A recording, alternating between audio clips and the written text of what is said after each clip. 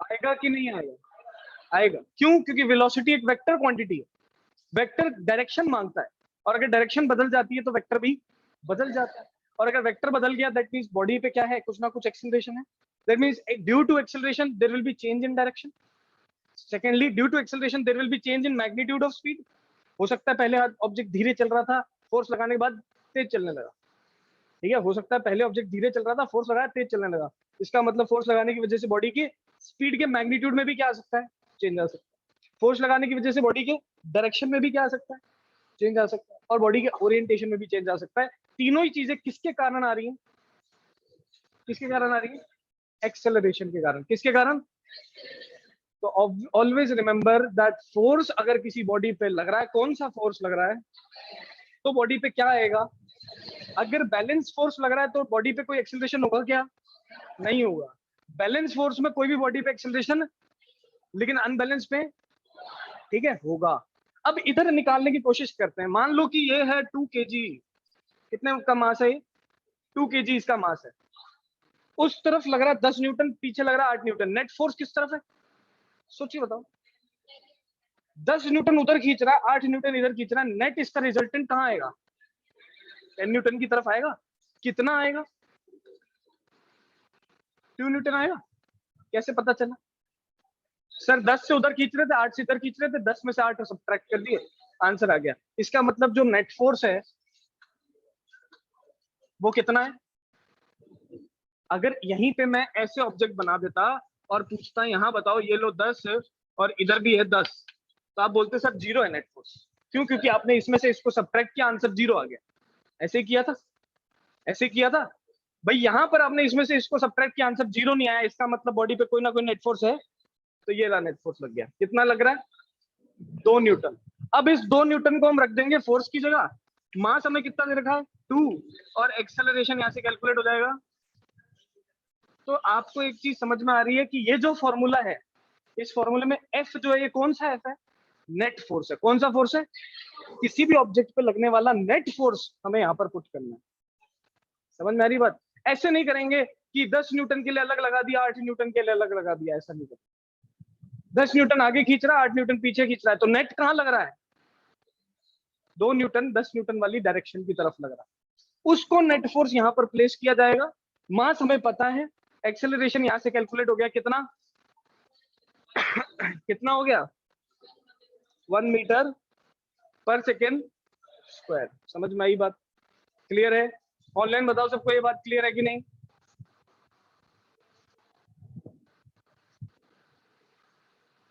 चलिए, क्लियर है ये चीज? इसको थोड़ा सा मॉडिफाई करूं, थोड़ा सा मॉडिफाई करें सवाल को।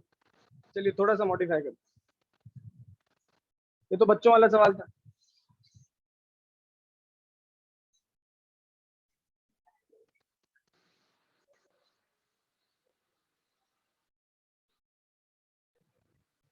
सुन लो।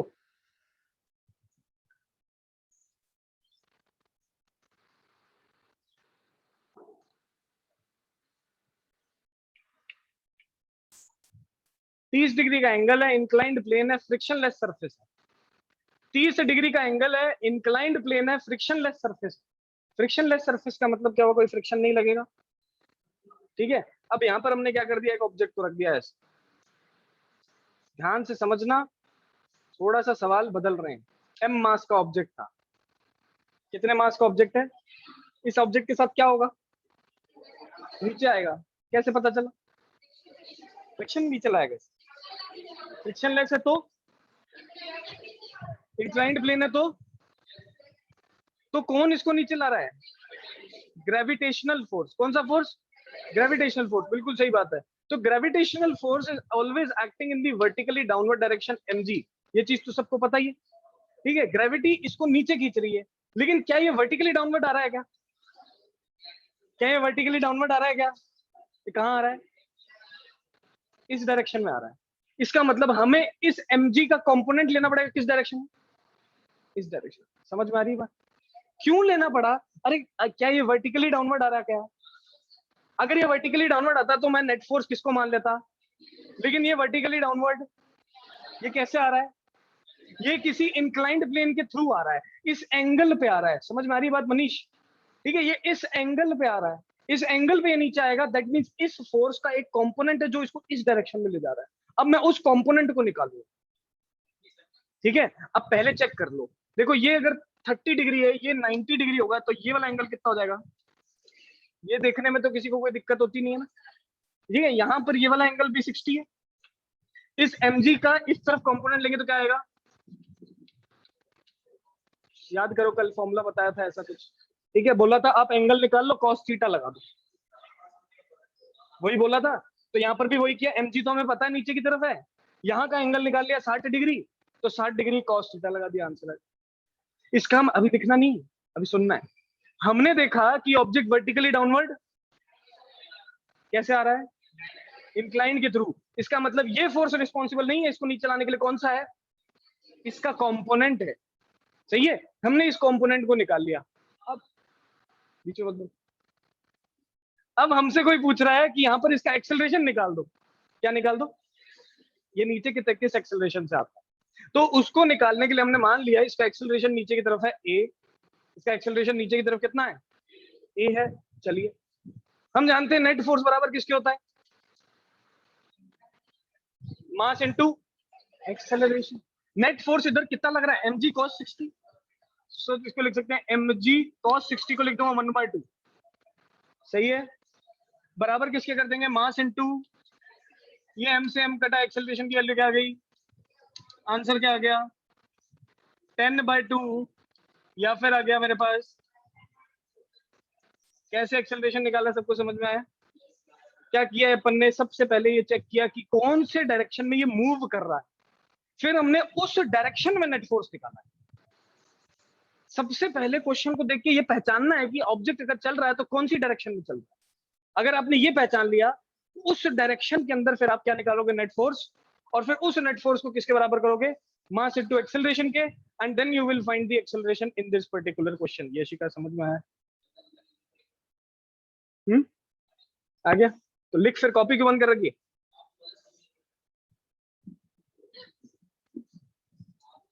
कॉपी लिख। आपने बोला था सर सर समझो पहले। हाँ हाँ, फटाफट।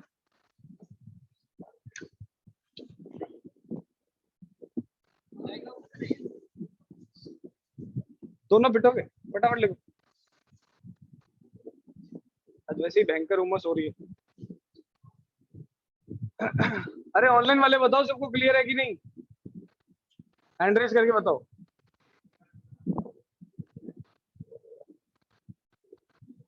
यशिका देखना वहां पर हैंड रेज हुए हैं क्या? हो रहे हैं? जैसे नालायक ऑनलाइन में बहुत कम बच्चे हैं ऑनलाइन में जो पार्टिसिपेट करते हैं। बाकी सब बच्चे बस ऐसे बैठे रहते हैं। आज कर रहे हैं, काफी सारे बच्चे पार्टिसिपेट कर रहे हैं। मुकुंद, अभिवर्धन, सुहाना, रुमशा, ऋषु, भूमि, बढ़िया, वेरी गुड। स्वराज हो गया? क्या हो गया सर? डन?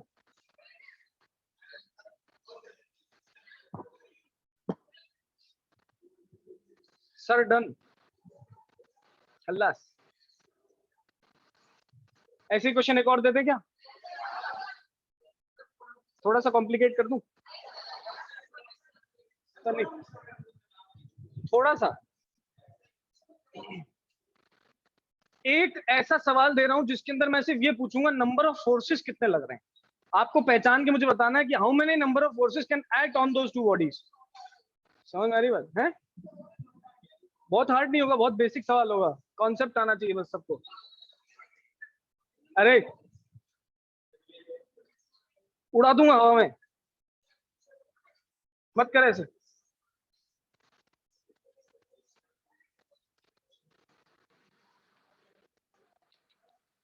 दो ऑब्जेक्ट्स है मेरे पास, m1 एंड m2 मासेस हैं। m1 पे मैंने F फोर्स लगाया टुवर्ड्स राइट। m1 पे मैंने F फोर्स लगाया कहां पर? सोच के बताओ कितने फोर्सेस लगेंगे m1 और m2 पे? m1 पे कितने फोर्स है पहले तो ये सोचिए। हम जानते हैं फोर्सेस कौन कौन से लग सकते हैं, मैं गिना रहा हूं पहले ही। सबसे पहला फोर्स लग सकता है ग्रेविटेशन, या तो लग सकता है टेंशन, या तो लग सकता है नॉर्मल रिएक्शन, याद करो, लग सकता है, या लग सकता है फ्रिक्शन। मैं बोल देता हूं ये जो सरफेस है ये क्या है, फ्रिक्शनलेस है, तो फ्रिक्शन तो लग ही नहीं सकता। टेंशन धागा लगाता है, धागा कहीं दिख नहीं रहा।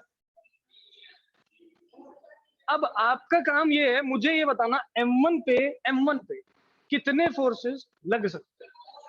4, कौन बोला, कितने लोग कहते हैं 4? 1 2 3 4 5, ठीक है, क्यों, कौन कौन से फोर्सेस हैं? ठीक है, mg पे नीचे, नॉर्मल तो हो गया, ठीक है, हाँ बता, 3 ही है।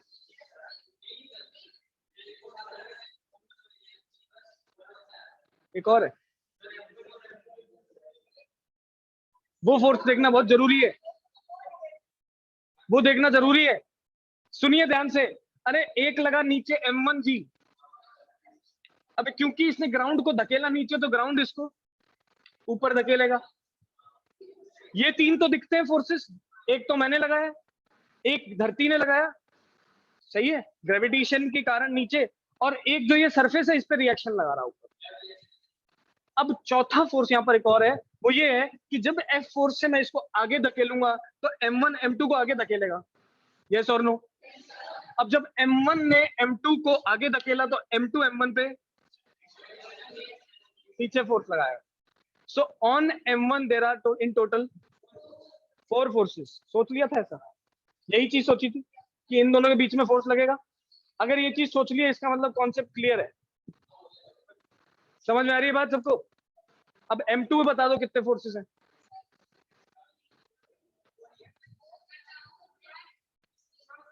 कितने लोग कह रहे हैं 4? 4 वाले कितने हैं? 3 वाले कितने हैं? 3 आंसर करेक्ट है। 3 कैसे? एक तो M1 ने आगे लगाया, और एक धरती ने नीचे M2G लगाया, और एक नॉर्मल लग गया ऊपर N2। बताओ क्या समझ में आ गई बात? 3 फोर्स है, इस पे 3, इस पे 4। बच्चे सोचते हैं सर आपने F फोर्स लगाया था वो भी तो इस पे लग रहा है, नहीं लग रहा। F फोर्स मैंने किस पे लगाया, तो वो कंसीडर सिर्फ M1 के लिए होगा, M2 के लिए नहीं होगा। समझ में आ रही बात? लिख लो इसको कॉपी के अंदर।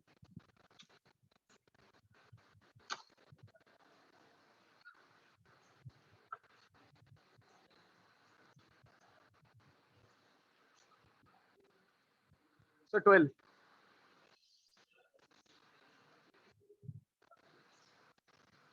बोलो।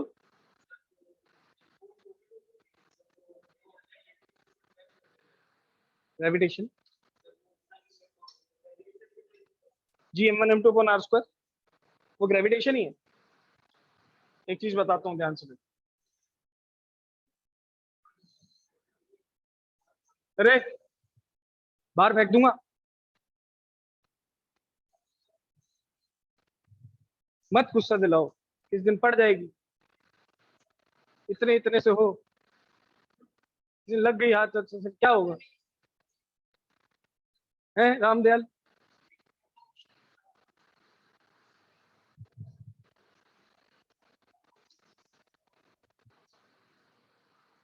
देखना ध्यान से, फोर्स ऑफ ग्रेविटेशन फॉर्मूला होता है Fg is equal to G M1, यही होता है। अगर मैं धरती की बात करूं, ध्यान से सुन लेना, ये 9th क्लास का टॉपिक है, दोबारा रिपीट कर रहा हूं। अगर मैं धरती की बात करूं और कोई इस पे खड़ा है, इसका मास है स्मॉल m, इसका मास है कैपिटल M, धरती और इसके सेंटर और इसके बीच में रेडियस है r। मैं सारी वैल्यूज पे इसमें पुट करता हूं तो ये बनता है G capital M small m divided by R²। और G की value constant, mass of earth constant, radius भी कांस्टेंट, वैल्यू पुट करते हैं इसकी तो हमारे पास फॉर्मूला बन जाता है mg, ठीक है। और जिसमें g क्या होता है, जिसको कैलकुलेशंस के लिए हम कितना ले लेते हैं, तो अल्टीमेटली mg फॉर्मूला आया किससे, इसी से आया, ठीक है। हाँ क्लियर है? चलिए एक और सवाल, आपको बताना है how many number of forces are acting.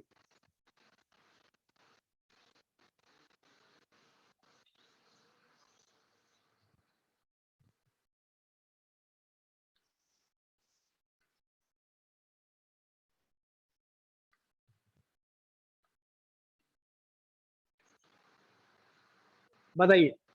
M1 frictionless, friction की बात नहीं कर रहे हम, surface is frictionless. Tell me how many forces are acting on M1 and M2।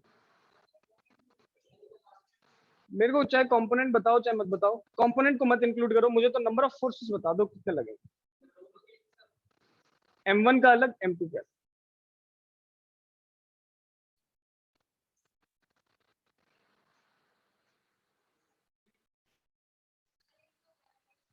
एक तो ग्रेविटी तो लगेगी लगेगी, यहाँ पर इस पे लगेगा M1G और इस पे लगेगा M2G।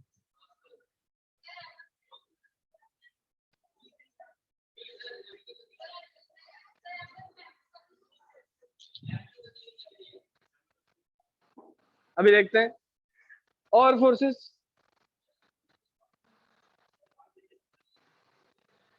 और फोर्सेस सिर्फ यही लग रहे हैं?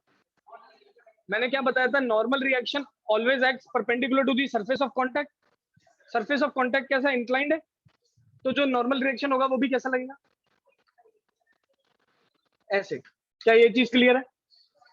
अब यार ऑब्वियस सी बात है, ये दोनों कहाँ आने लगेंगे, नीचे की तरफ। नीचे की तरफ तो हो सकता है M2 M1 को आगे धकेल दे, इसका मतलब M2 M1 को आगे धकेल सकता था, M1 M2 को बदले में पीछे धकेलेगा, तो दोनों पे फोर्सेस कितने कितने लगे, 3। एक तो नॉर्मल लग गया इन दोनों के बीच में, एक लग गया सरफेस और ब्लॉक्स के बीच में, और एक लगा रही ग्रेविटी। 3 डिफरेंट फोर्सेस यहाँ पर एक्ट कर रहे हैं। पहले काम हमारा यही होना चाहिए कि जितने भी क्वेश्चन आ जाए उनमें फोर्सेस को पहचानना सीख जाएं। अगर हम फोर्सेस को पहचानना सीख जाएंगे तो हमें क्वेश्चन करने में कभी भी गलती नहीं होगी। मैं बता रहा हूँ, कोई भी लेवल का क्वेश्चन उठा लो आप कर लोगे, लेकिन अगर फोर्सेस ही नहीं पहचान पाए ना कि लग कहाँ रहा है, कौन सी डायरेक्शन में लग रहा है, एंगल कितना था, तो फिर सवाल नहीं अप्रोच होता। समझ में आ रही बात? इसको फटाफट लिख लो। ऑनलाइन बताओ सबको क्लियर है कि नहीं?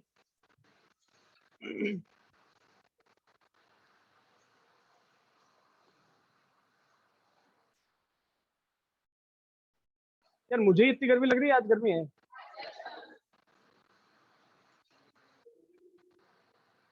सारा नया धोया सब बराबर हो।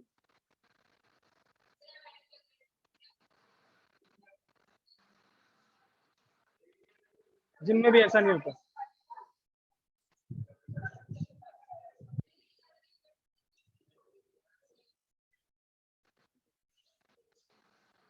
फटाफट लिख लो यार इसे, गर्मी से दिमाग खराब हो रहा है, किसी को पीट वीट दूंगा अब मैं। कितनी देर में क्लास खत्म होगी? खत्म करनी है क्या, बंद करना है? 10:05।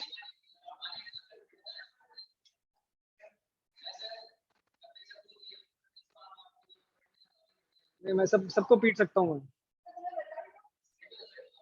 मैं सबको पीट सकता हूँ। मैं ये नहीं देखता कि कौन लड़की बैठी है कौन लड़का बैठा है। उठा उठा के पीटो सबको।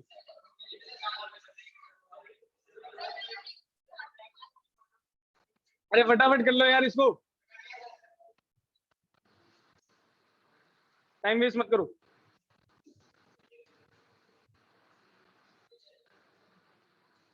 क्लियर है? तो ये तो बात हो गई हमारे पास कि कितने फोर्सेस एक्ट करते हैं, कितने फोर्सेस लगेंगे, ये अपन ने बात करी। थोड़ा सा सवाल को और चेंज करते हैं, इसी सवाल को वापस उठाता हूँ और इसके अंदर अब एक्सेलरेशन फाइंड आउट करने की कोशिश करूंगा कि अगर ब्लॉक्स चलने लगेंगे तो कितना एक्सेलरेशन होगा। ध्यान से समझना, बहुत इंपॉर्टेंट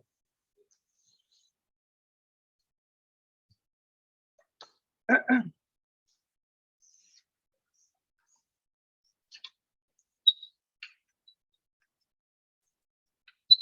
आज मैं तुम्हें एक ट्रिक बताने वाला हूँ और वो ट्रिक बहुत इंपॉर्टेंट है, सुनना ध्यान से। हम इन दोनों ब्लॉक्स पे कितने फोर्सेस लग रहे हैं उनको यहाँ मेंशन कर चुके हैं कि नहीं, तो वहां मैं दोबारा नहीं दिखा रहा। मेरे को एक बात बताओ, अगर ये सिस्टम चलने लगा, एफ फोर्स लगाने की वजह से अगर ये सिस्टम आगे चलने लगता है, तो क्या M1 M2 अलग अलग चलते हैं कि दोनों साथ में चलते हैं? ऑब्वियसली दोनों कैसे चलेंगे, साथ में चलेंगे। अगर मैंने M1 को धकेला तो ये M2 को धकेलेगा और दोनों साथ में आगे चलना शुरू हो जाएंगे। That means combined acceleration of the system is A. That means the combined acceleration of the system is A in this direction. ऐसा तो नहीं होगा ना कि आपने फोर्स इस डायरेक्शन लगाया, चलने पीछे लगे, कहाँ जाएंगे, आगे जाएंगे, ये अपन को पता। चलिए अब मैं इस टाइप के क्वेश्चन को सॉल्व करने के लिए, इन टाइप के क्वेश्चंस को सॉल्व करने के लिए या तो मैं इक्वेशंस का सहारा लेता हूँ, किसका सहारा लेता हूँ, ठीक है, या तो मैं ट्रिक का सहारा लेता हूँ। तो सबसे पहले मैं बनाऊंगा इक्वेशंस, ध्यान से सुनना। M1 का FBD बनाते हैं। देखिए M1 पे नीचे फोर्स कितना, बताओ यार, M1 पे नीचे फोर्स कितना, M1 पे ऊपर फोर्स कितना, M1 पे आगे की तरफ F और M1 पे पीछे की तरफ नॉर्मल। बताओ ये सारे फोर्सेस लग रहे हैं इस पे, क्या और कोई फोर्स लग रहा है क्या, नहीं लग रहा। क्या ये M1 अगर आगे जाने लगेगा तो इसका एक्सेलरेशन आगे के पीछे, तो ये लो ए एक्सेलरेशन। बताओ इसके अलावा M1 पे और कुछ हो रहा है क्या, तो मैंने सारी चीजें दिखा दी। इसका मतलब क्या बना लिया, FBD बना लिया किसका, M1। ऐसे M2 का FBD बनाते हैं। बताओ M2 पे नीचे कितना फोर्स, M2G, M1 M2 पे ऊपर कितना फोर्स, N2, ठीक है। M2 पे आगे कितना, नॉर्मल, F नहीं नॉर्मल। कौन सा नॉर्मल, जो इन दोनों के बीच में लग रहा है, तो मेरी बात, ठीक है। तो ये लो, और इस पे भी एक्सेलरेशन कहाँ है। अब ध्यान से समझना जो मैं बताने जा रहा हूँ, भावना देखिए ध्यान से। इसमें एक्स डायरेक्शन है मेरे पास, ध्यान से देखिए, एक्स डायरेक्शन है मेरे पास, हॉरिजॉन्टल डायरेक्शन जो है मेरे पास, एक्सेलरेशन सिर्फ उसी में है, दिख रहा है। क्या वर्टिकल डायरेक्शन में कोई एक्सेलरेशन है क्या, क्या ऐसा हुआ है क्या मैंने फोर्स लगाया ऊपर उछल गया, क्या ऐसा हुआ है क्या, मैंने फोर्स लगाया कहाँ जा रहा है, मैंने फोर्स लगाया कहाँ जा रहा है, आगे। इसका मतलब मैं जिस भी डायरेक्शन में नेट फोर्स होता है, एक्सेलरेशन सिर्फ, अभी थोड़ी देर पहले ही बात की थी कि जिस डायरेक्शन में नेट फोर्स होता है, एक्सेलरेशन सिर्फ उसी डायरेक्शन में आता है। तो नेट फोर्स कहाँ है, एक्स एक्सिस के अंदर। जा कहाँ रहा है ये, उस तरफ लग रहा है एफ, इस तरफ लग रहा है नॉर्मल। बड़ा कौन होगा, सोच के बताओ। ये उधर जा रहा है, उस तरफ एफ लग रहा है, पीछे नॉर्मल लग रहा है। आप बताओ कौन सा ज्यादा होगा, ऑब्वियसली तभी ये उधर जाएगा, सही बात है। तो मैं बोल सकता हूं नेट फोर्स बराबर किसके होता है, मास इनटू एक्सेलरेशन। नेट फोर्स यहाँ पर कितना होगा, तो मैं बोलूंगा F माइनस एन होगा। बताओ ये चीज क्लियर हुई कि नहीं हुई, समझ में आई बात, ठीक है। बराबर क्या कर दूंगा, मास, मास कितना था इसका M1, और इनटू क्या कर दूंगा, ये बन गई मेरे पास फर्स्ट इक्वेशन। क्लियर है, ध्यान से देखो ये चीज क्लियर हुई कि नहीं हुई। नेट फोर्स कैसे निकाला है मैंने, लिखना कुछ नहीं है, देखना है। अब देखिए इस पे आ गए M2 पे, M2 कहां जा रहा है, कौन ले जा रहा है उसे, और तो कोई फोर्स नहीं ले जा रहा ना। तो नेट फोर्स बराबर किसके होगा, N के ही बराबर होगा। क्यों, क्योंकि और कोई फोर्स ही नहीं है।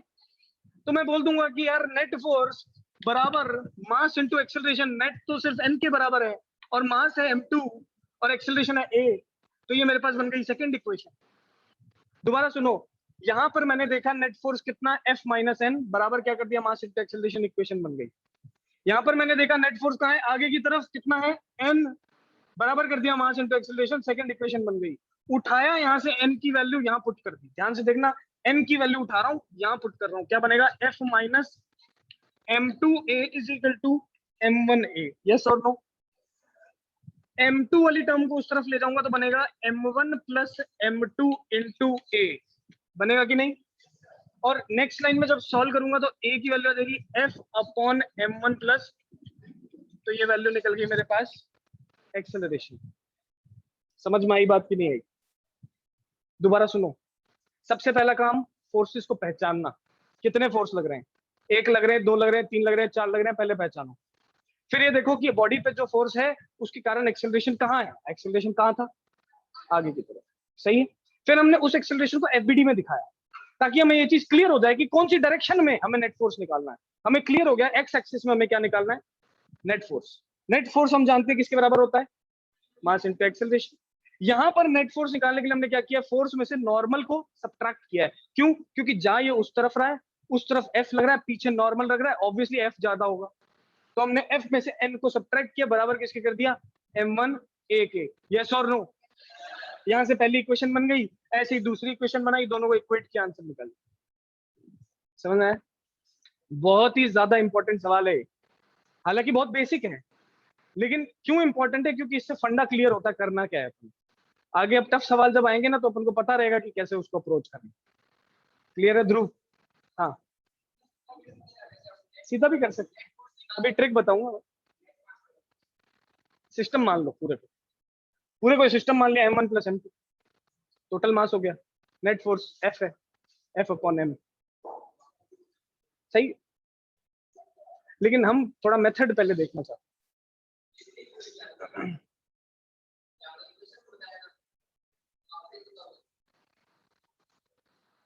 लिख लिया तूने इसे?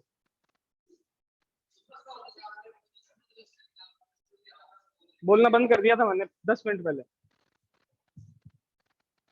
ऑनलाइन बताओ सबको क्लियर है कि नहीं?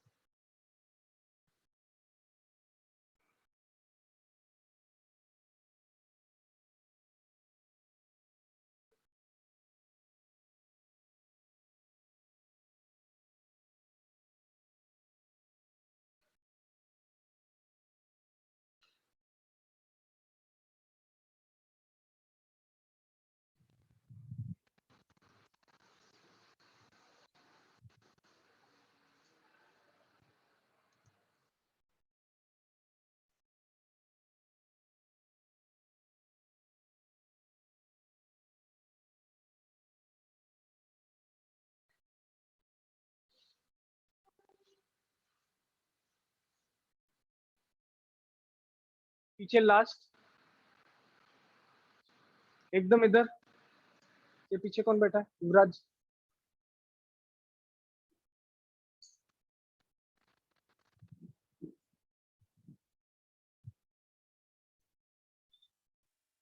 क्लियर है?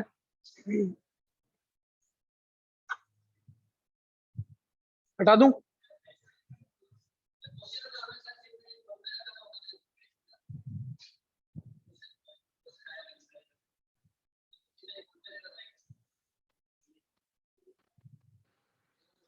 अरे पागल, ये न्यूमेरिकल है। अरे ये क्वेश्चन नहीं है, ये कोई वो नहीं है कि फॉर्मूला याद कर लो।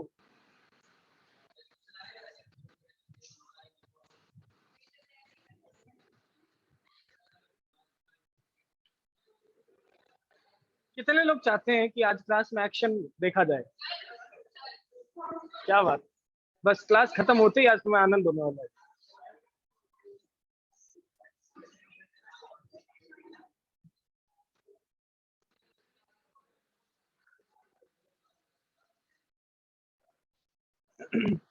कैमरे पे कोई ऐसे हाथ रख लेना, ठीक है? हमारे पास M1 रिकॉर्ड नहीं होना चाहिए ना, ऐसे प्रूफ नहीं रहना चाहिए। मुंह से कोई कितना ही बोले कौन मानता? क्या? कैमरे पे रुमाल लगा देंगे, कोई दिक्कत नहीं।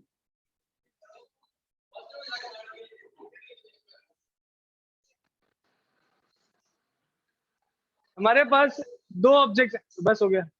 हमारे पास दो ऑब्जेक्ट्स हैं M1 और M2। जब हमने इस पे F फोर्स लगाया एक्सटर्नल, क्या लगाया? एक्सटर्नल F फोर्स लगाया, तो दोनों का मूवमेंट एक साथ हुआ। क्या मैं ऐसा मान सकता हूँ कि ये दोनों बॉडीज कनेक्टेड है? मैं ऐसा मान सकता हूँ ये दोनों बॉडीज अलग अलग है ही नहीं है, एक ही बॉडी है, एक ही सिस्टम है।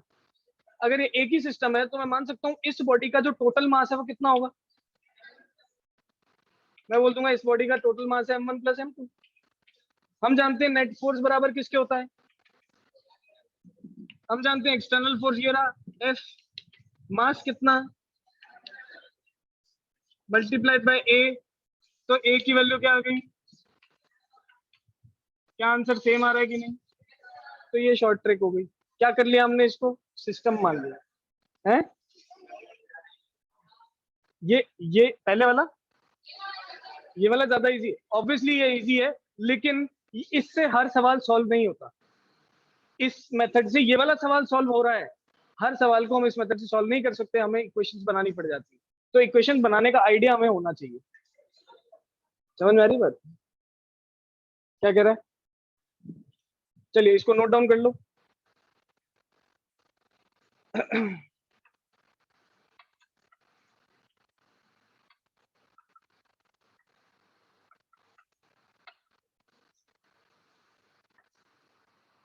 ऑनलाइन पढ़ाने का मन ही नहीं करता है, पढ़ने का भी नहीं करता ना। मेरा पढ़ाने का